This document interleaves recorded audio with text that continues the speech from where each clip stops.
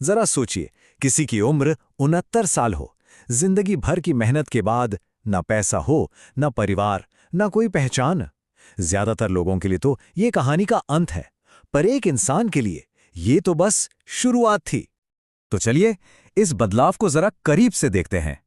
1965 में अमेरिका जाने से पहले और बाद में श्रीला प्रभुपाद की जिंदगी में जो फर्क आया, वो सच में हैरान करने वाला है। मतलब 69 साल की उम्र तक सिर्फ एक शिष्य, और अगले 12 सालों में 4000 से भी ज्यादा। पूरी जिंदगी में 3 किताबें, और फिर 60 से ज्यादा किताबों की लाइन लग गई। ये सिर्फ नंबर नहीं है, ये एक ऐसे जबरदस्त अनबिलीवेबल ट्रांसफॉर्मेशन की कहानी है। तो सवाल यही उठता है, ये हुआ कैसे?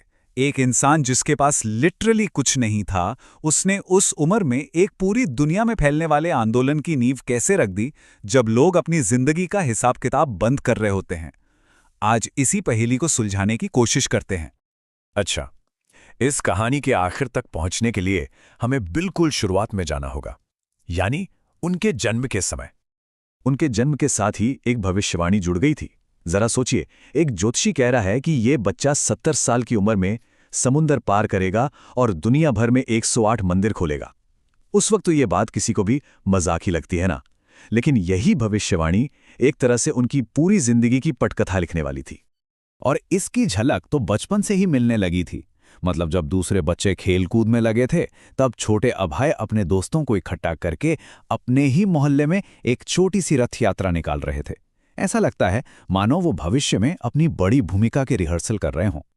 लेकिन उनका रास्ता इतना सीधा नहीं था।